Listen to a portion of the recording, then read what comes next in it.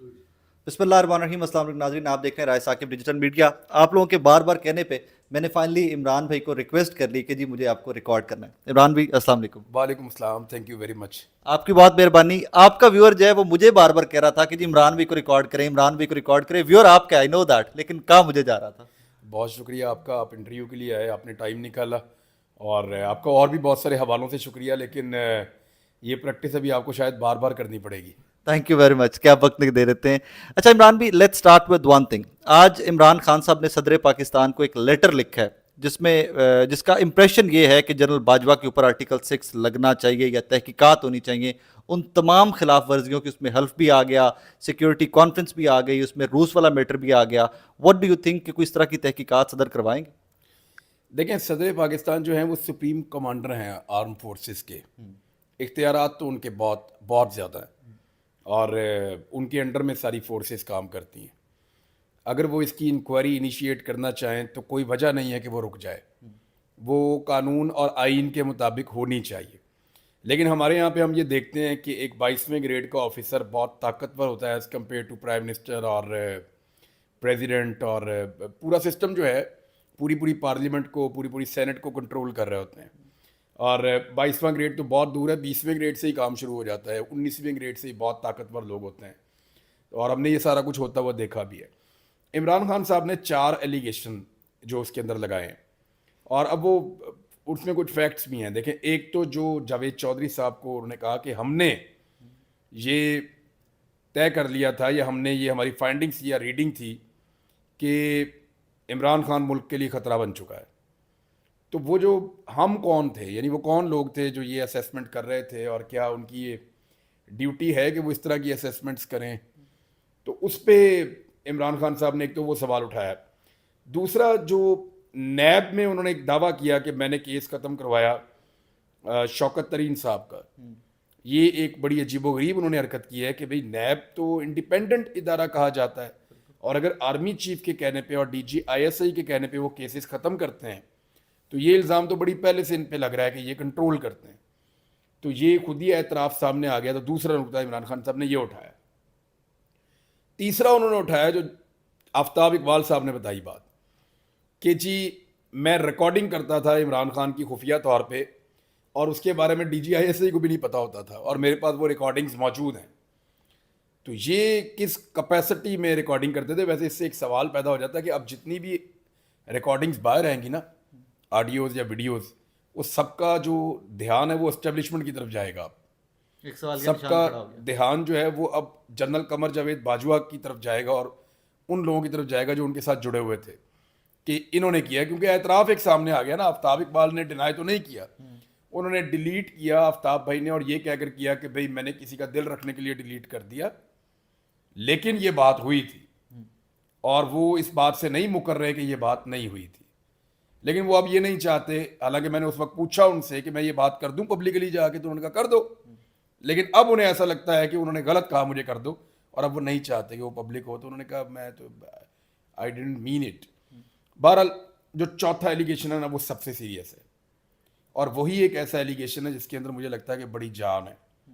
क्योंकि ये जो बाकी 3 चीज़ें हैं, अगर इनमें 2 बंदों को कंट्रोल कर लिया जाए, आफ्ताब इकबाल को और जावेद चौधरी को, और वो दोनों ये कहते हैं कि जनरल बाजवा ने हमसे ये बात ही नहीं की थी, और हमसे गलती से ये रिपोर्ट हो गया, या सुनने में कोई प्रॉब्लम हो गया, या बताने में प्रॉब्लम हो गया, तो चलें ये तो कहीं ना कहीं गुंजाइश निकलेगी, इसको लंबा कर सकते हैं।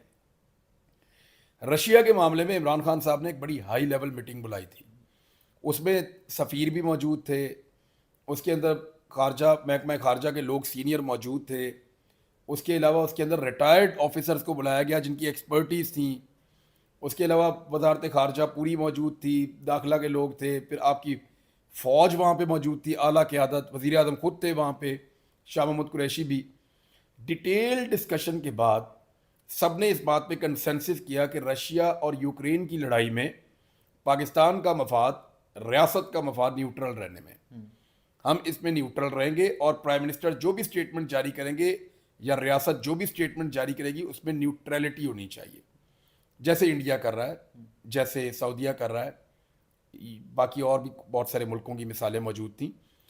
उस दिन मुझे अच्छी तरह, बाद में मुझे याद है, मैंने ये इन्फॉर्मेशन गैदर की थी, तो मुझे पता चला था कि جو فارن سیکٹری ہے نا, انہوں نے بڑا کمال بریفنگ دیا تھا وہاں پہ, اور بڑی محنت کر کے وہ آئے ہوئے تھے, اور بڑی زبردست بریفنگ دے کے انہوں نے ایک ایک نقطہ, ایک ایک پوائنٹ سامنے رکھ کے ثابت کیا تھا کہ اب ہمیں نیوٹرل رہنا چاہیے, یہ ہمارا وقت ہے. لیکن جنرل باجوہ نے اس کے اوپر کنسنسس کے اوپر اوکے کرنے کے بعد ایک نیشنل پالیسی بن گئی کہ اب نیوٹرل ہیں, اور انہوں نے جا کر ایک کانفرنس کے اندر روس کی مذمت کر دی, اور اس کو امریکہ نے, امریکن میڈیا نے بہت اٹھایا. تو یہ جو چیزیں, یہ سب سے سیریس ایشو ہے. اس پہ عمران خان صاحب کہتے ہیں کہ یہ قومی پالیسی, یہاں ایک سوال اٹھے گا کہ اس وقت عمران خان صاحب پرائم منسٹر آف پاکستان تھے, تو انہوں نے ایکشن کیوں نہیں لیا؟ اس کا ایک ریزن بھی تھا. یہ 2 اپریل کو جنرل ریٹائر قمر جاوید باجوہ نے تقریر کی تھی جی. عمران خان کے خلاف 8 مارچ کو تحریک اعتماد آ گئی تھی.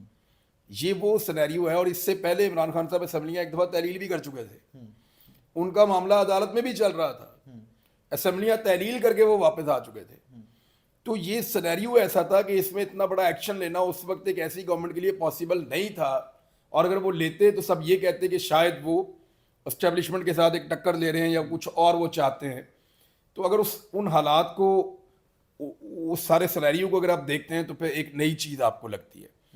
تو میرے خیال میں یہ مارجن عمران خان کو شاید مل جائے گا. یہ والا سیریس ایشو ہے. ابھی سہیل وڑائچ صاحب نے کہا کہ جی باجوہ ڈاکٹرائن کے بعد حافظ صاحب کا ڈاکٹرائن آئے گا, اور یہ مزید سخت ہے, اس میں پاکستان تحریک انصاف کے لیے کوئی نرمی نہیں ہے. سو ہم کہہ سکتے ہیں کہ باجوہ صاحب کی کنٹینیوٹی بھی چل رہی ہے. نہیں, باجوہ ڈاکٹرائن تو ہمیں بتایا گیا تھا کہ وہ کچھ اور ہے. وہ یہ بتاتی ہے کہ آپ کا بڑا خطرہ جو ہے وہ انڈیا نہیں ہے, آپ کو انٹرنلی جو خطرات ہیں وہ زیادہ بڑے ہیں. وہ یہ بتاتی تھی کہ آپ کے جو اکانومی کے ایشوز ہیں وہ بہت بڑے ہیں. وہ یہ بتاتی تھی کہ آپ کو جو افغانستان کے بارڈرز ہیں وہاں سے بڑے خطرات ہیں. تو ہم نے تو باجوہ ڈاکٹرائن یہ سنی تھی. اب یہ ایک نئی باجوہ ڈاکٹرائن ہے جس میں پاکستان تحریک انصاف کو سنب کرنا یا تباہ کرنا شامل ہے. یہ والی ڈاکٹرائن شاید پڑھی ہوگی سہیل وڑائچ صاحب نے, بہت سینئر آدمی ہے وہ, میں نے یہ نہیں پڑھی. اور ابھی تک حافظ عاصم منیر صاحب نے اپنی کوئی ڈاکٹرائن کلیم نہیں کی, وہ تو بالکل خاموش ہیں.